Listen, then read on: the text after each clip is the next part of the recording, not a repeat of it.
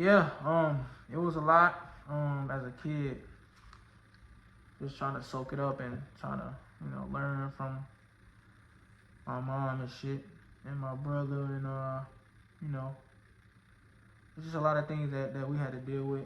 Um, so I went to school at Wilson Middle School. Moved here in 2006. We moved to Charlotte. You know what I'm saying? We moved in with my mom's mom, Candy. You know what I'm saying? Rest easy. And my brother, he was going to West Med High School. You know what I'm saying? He kind of made a name, there. So he would start playing football and shit. And fast forward, moved to Charlotte, whatever, in 2006. I was at Wilson Middle School at sixth grade and eighth grade, and then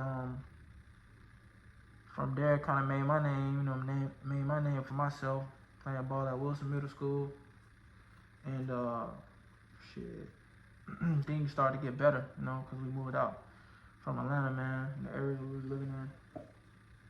My mom, started working. She kept a steady job. Things started working in God's favor.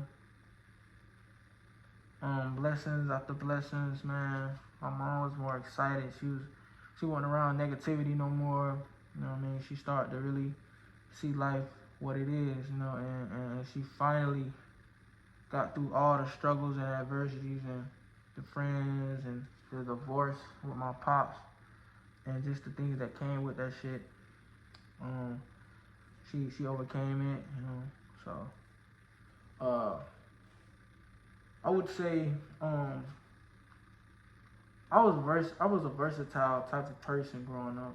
Like my brother was the only one that was like everybody knew, like, you know what I'm saying, out the hood, out the trenches, he was gonna be something special and shit like that. So as a little brother, me, I was watching, I was observing and shit, I was good in basketball. That was really my sport. I was into basketball, and even though it didn't work out, I liked it football. Football was my thing. Went through some things, with football. I was little. I was like, shit. My senior year, I was like 130, 138. Yep. I was 138 my senior year in high school and shit. Football, I knew that I had to work a little harder. I knew that football had to take a little more time, because like I said, I just came out the trenches, out the woodwork, after my brother. You know what I'm saying? I had the abilities that my brother had. It just I wasn't training as hard enough than what I should have, with the other players and the other people that was my age. A lot of people that was my age in high school, they had that extra, it was on that extra skill level. You know what I'm saying? Like, it's like the more you work out, the more you grind, the better you become. So me, I wasn't taking advantage. I just hopped right in, you know what I mean? So football, I was good in it, but I wasn't, I didn't master my craft like I should, you know what I mean? So that's why it took me longer to like really, get to know my skills and how can I apply my skills on the field, you know what I mean? So I think my skills started maturing at the age of, I would say, 19, 20. Like, I'm late. So going through different type of schools and shit. So piggyback on that. Damn, I'm itching like a motherfucker. But yeah, piggyback on that. Just things started to go good, man. Things was just in a better spirit. Everything was just rolling. Like I said, me and Quan was growing up. We were finally in the neighborhood. My grandmother was living in this neighborhood called Hathaway Hills. I'm actually gonna do a documentary on that. And just kind of, I did a documentary back then, but the phone that I had, it wasn't showing a good quality. So I'm gonna just talk about the things we used to do. You know what I'm saying? just show people how we really grew up and what we used to do, man. Like, when we was athletes, we was like that. We just we didn't really have no father figure, no guidance, you know what I mean, the right way. You know what I'm saying? I found my niche with football, started getting better after high school. You know, that's where I started really training hard, training my ass off over the summer, and I got the position to play at John C. Smith. I didn't play in the games because I didn't have enough credits to play. So as I got older, I started just working hard. I think I was a late bloomer because a lot of things I wasn't taught, and a lot of things that I wanted to know, it was too late. They started changing the credit hours, and you had to have more credits to play, and then on top of that, niggas just trying to just do whatever he can and stay focused to get it, you know what I mean? And eventually it was just too late, man. I was so, just after all the shit that we went through from, you know, my dad and my mom being divorced, and some of that shit I didn't really take advantage when I was a kid. So I can see it now, you know, not knowing what the hell that I wanted to do. So fast forward 2010, 11, you know what I'm saying? Quan, you know, we started going to he started going to CP, started trying to figure out first he graduated in 2010. He graduated from West Macon High School, you know, and he went to West Virginia, you know what I'm saying? Me and my mom and shit, we rode a trip up there, you know what I'm saying, for him to try out. So he had a little experience with them. Moving forward, shit, from there, I still didn't really, I was just, you know, trying to figure out, you know, my timing. You know, I was young, so I wasn't dwelling on anything, but football was my thing and training was my thing, so I did that. So fast forward to 12, 13, 14, shit, my brother, you know what I'm saying, got to NC State, you know what I'm saying, doing this thing and shit. So at this point, we up there. We bigger, we taller, we faster. We've been training together all season from 12, 13, 14. You know what I'm saying? In the hood and shit. We doing all of that. You know, just putting that work in, that groundwork. Just really trying to get out the mud. You know what I mean? My mom happy, make her proud and all that shit. It started with my brother, so he did that with NC State. Fast forward. Now, I remember late nights.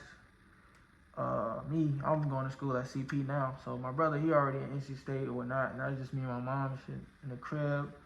She got her little duplex on Bettisford, you know what I'm saying, LaSalle and shit. So that's where we used to stay at. And shit, fast forward a little more, me and her, you know, I started becoming a man and shit in the crib. I started being her protector, you know. Started growing some hair on my balls, you know what I'm saying? No, but I started growing hair on my balls, and then I started, you know, getting stronger, being in that weight room and shit. Now I'm starting to groom into my man stage, you know what I'm saying? Like, I'm starting to really, like, you know, yeah, what's up, you know what I'm saying? 17, 18, or shit, I just started to grow, and I started mastering my craft. So that's how I was getting better in football. Like I said, I was a late bloomer. Well, everybody in college, my brother, you know, in college, people on teams, shit, I was just trying to get it, you know. So I didn't mind it, you know. I didn't rush, you know. I just think mastering your craft was important. I just did it late, and I didn't take advantage of it when I was a kid. So my skill level was there, but it wasn't all the way there, you know what I mean? So that's what that was. I had to really just kind of take some hurdles and some bumpy roads and struggles. So now, shit getting real, you know. So now, you know, my grandmother and now we're gonna fast forward to like 2015, 2016. and shit. My mom and shit, we used to go see Quan, you know, at NC State in the games and stuff. And my mom was excited, man. She loved football games. We seen him and everything. Went to his dorm, and you know, and this is when the string became cut. You know, we lost our mom and shit in 2016. So that was really hard to swallow, man. And you know, now shit just getting real and shit. You know what I mean? You know, it's just a lot that went on and shit. And to this day, it's like I'm sitting here and I'm investing in all of my hard work, and I'm not looking back. I told my mom that I'm gonna make you proud. You know what I mean? And it's like at the end of the day, we also gotta make ourselves proud, and also, you know, be adults and be able to understand how to live life, you know, and not let life take advantage of us the negative way, you know what I'm saying?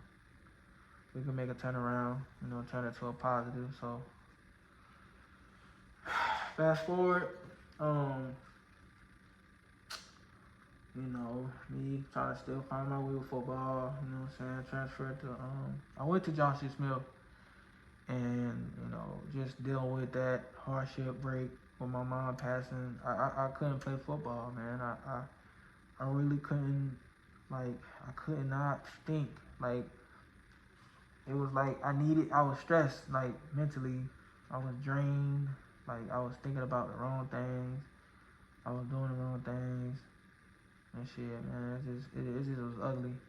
I ain't gonna lie, it took a while for me to really heal, you know, to really, you know, like, rest off sports, and that's what I did. And that's why now I'm not really in the league, because I think that shit happened at the wrong time, and with that wrong timing, it fucked up my dreams, my mentality, because me and my mom were so close. It was like that, you feel me? So, you know, I know a lot of people are supposed to say, yo, when somebody dies, you're supposed to go harder and shit, but I think at that time, it wasn't like I was in school and shit, and then on the field, and then that had my mom tired. No, I wasn't even in school. Like, I wasn't even, you know, it was going to be my first year in college, you know, and that shit happened in the in the cold, you know what I mean, in the winter. So, you know, it was just cold, man. It was heartbreaking. I couldn't heal right. I couldn't really I just wanted to live. I didn't even want to do nothing. I didn't want to, you know, so it was just hard for me to try to pretend and heal. So, at the time, you know, my ex-girlfriend, you know, she was telling me, you know, oh, you need therapy and all that, and I didn't want to do it. So, you know, I was going through, from when she passed, I was going through a rough time in my life, you know. I seen her, you know, in the freezer before they cremated her and everything. So, as a little brother, it was really just me, you know, my ex, and my dad at the time. You know, he seen her too. So, it was a lot at that time, and, you know, being that was his ex-wife, you know, we finally kind of rekindled, I would say, a little bit. We still had problems and everything, because we was more like emotionally drained and emotionally hurt. You know, I was, you know, ultimately, because that was my mom. He was, because that's his ex-wife. So us both just didn't see eye to eye again. So, you know how it is when your dad ain't around. And then, you know, I needed my dad at the time, and I still, you know, was a bigger man, and I still just reached out to him and told him, like, yo, mom, you know, she ain't something going on. And I remember my dad's ex-girlfriend, and this is when I didn't even hear from my dad for about, I think maybe like a year. You know, I ain't, you know what I'm saying? You know, like, it was on and off, you know, even when we moved to Charlotte at the time, and while he was still in Atlanta, he moved to Charlotte. So that's how he's in Charlotte now. And You know, that's when things start to still begin here and there with me, my brother, and my dad and shit, and we still kind of kept it going as far as us still checking in on him and everything. But at this time, we was grown, so we didn't really care about why he wasn't there at the time, because we had a lot of shit in motion. So, but it's a principle, and at the end of the day, my mom, paved the way for us today. You know what I'm saying? Like, without her knowledge and her words and words of wisdom and shit, we wouldn't be having this mentality that we got today. So I want to thank God and my mom for allowing us to learn and stand on us and shit. So fast forward, so mom passed away and shit. So I was going through all that shit in college. I think sex was the way of grief. I always wanted to have sex. Like, it was just like one of those grieving moments where I wanted to feel happy, and I wasn't feeling happy and shit. So I was going through a little spiritual warfare. You know what I'm saying? I think when it came down to that shit, and it came down to a certain situation, I had to figure out by myself. So fast forward, sophomore, junior year in college, things were getting better, but it wasn't how I wanted it to be. After my mom passing for about, I say, 1 or 2 years, I started to feel somewhat okay. I still wasn't able to heal like I wanted to, but it paved the way. You know what I'm saying? It allowed me to learn how to be a man and learning from my mistakes and shit. So fast forward,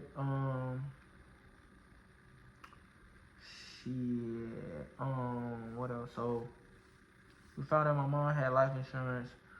You know what I'm saying? And it's crazy because, like, it's funny as fuck. Like, my pops tried to come in and he tried to goddamn, he really just tried to, come in and shit like he been here. You know what I mean? Like he been in my life or been in my brother's life and shit.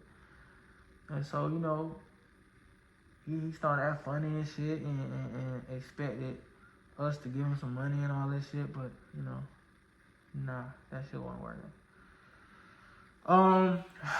What else? Just shit started to shake, you know what I mean?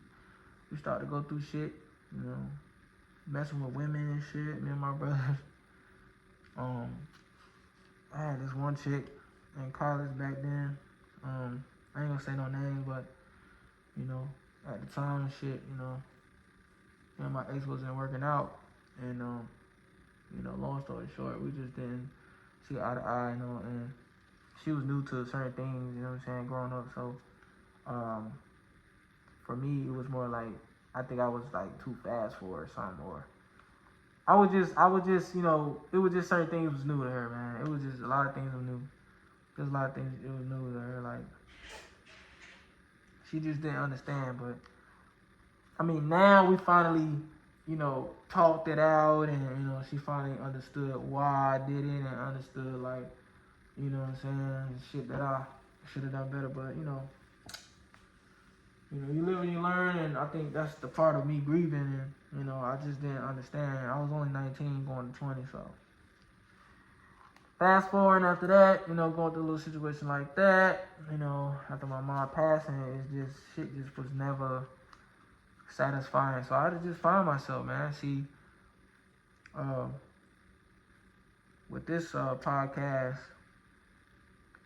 with this title, man, Childhood Life Part 2, what I'm basically just telling you guys is that, like, it was never peaches and cream with me.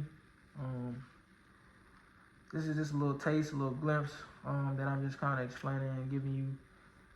Like, this shit was hard, man. It was like, shit. Now, to this day, it's easy now. Like, I done went through all the loopholes. I done went through all the struggles, all the bumpy roads, all the critics.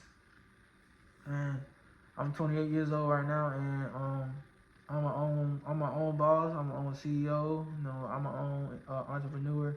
So, like, before everything, it just taught me how to just be a man and stand on my business. And it was ugly, man. It was, man. Like I could have been dead, or I could have been in prison.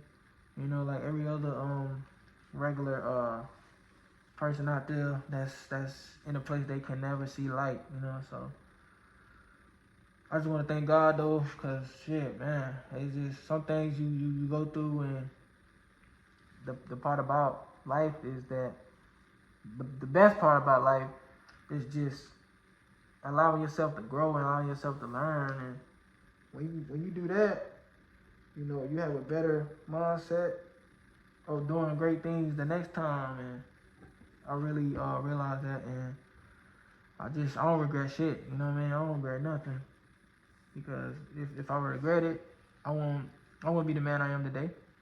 You know what I mean? Like, so these are the things, you know, you got to think about in your life. The shit that you're going through is God is really preparing you and really molding you. You know what I'm saying? And He's really trying to strengthen you up. You know what I mean?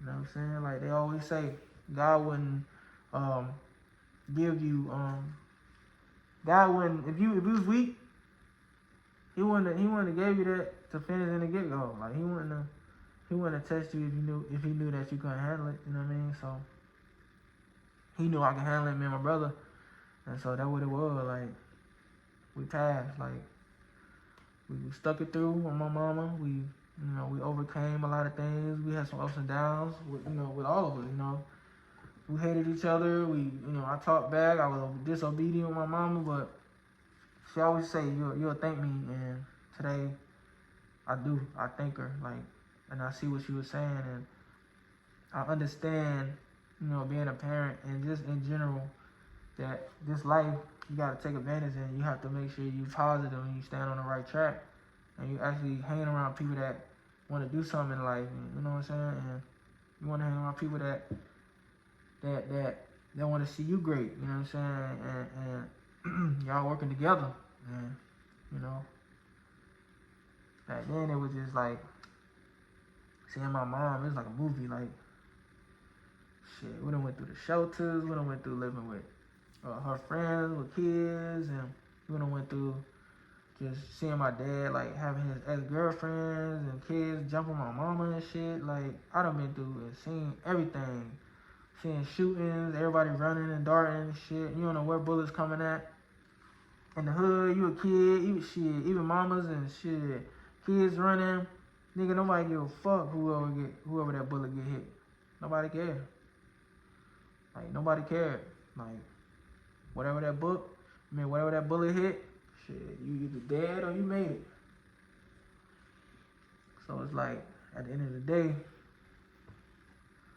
I gotta give God the most up, man, and shit, and I don't regret shit. Some things just either meant to be or ain't meant to be, you know what I mean? So, what else, man, that I can tell y'all that I want people to understand that this shit wasn't easy. What else? Man, I just want to thank God, though, because, damn, shit was crazy. Yeah, shit was crazy. And, yeah, real life hit me when my mom passed away. Like, everything just hit me. Like, I seen how she looked, they'll show you, you know what I'm saying, before they, like I said, before they cremated her and shit. I got pictures, man. I still got pictures and shit, and that's what keeps me going. So, and there's a lot of people that lost their loved ones and people that was close to, and, we all not alone, man. We, one day, I'm gonna end up dying, and that's why I'm standing on my daughter to do the right thing, and, she's a little baby right now, but one day when she get older, she gonna see this video, and, I want her to just understand and realize that you have a real dad, and whatever you need, I'm right there. I got your full support, and That's what it's about. Unity, being in the army, and staying disciplined, and being spiritual connected together, and leaving out those loopholes, and some of those loopholes, and being able to stick together and be strong together. So I was just trying to do better, you know what I mean? That's it. Passing the torch. That's what it's about. Fast forward, brother graduated, college, NC State.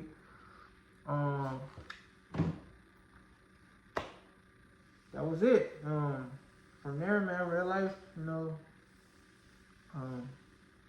he could have went to the league. I don't know what happened to that. He said something about he overslept or some shit, and you know, it was done. And that's why we all got to take our opportunities, and you know, even me, you know, like I said, I didn't get to where I wanted to get to in college, but it's all good because I'm healthy. I made it out. I made it out my own way. I just took what I know and what I've learned over the course of the years, and you know, I got on my shit. You know what I mean? That's what it's about. Sometimes God, you know, sometimes we expect things to go as planned. The way we think about things, we think it's easy to do. Sometimes, you know, it's a reason for God's not allowing you to get it. You know what I mean? So we all just gotta think about that shit and roll with the punches. You know what I'm saying? So yeah. So today, you know, it's been 7 to 8 years. 8 years since my mom been gone. So, well, it's been 8 years, and you know, I ain't gotta worry about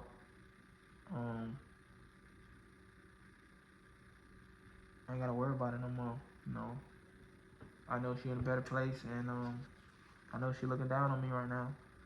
And if she not looking down at me, I know God is making sure that, you know, I unite with her. We all unite, you know what I mean? Me and my brother and my mama, when we do go. So, that's it. Just kind of want to just catch y'all up on a few things on the part 2 of childhood. You know what I'm saying? Storytelling, and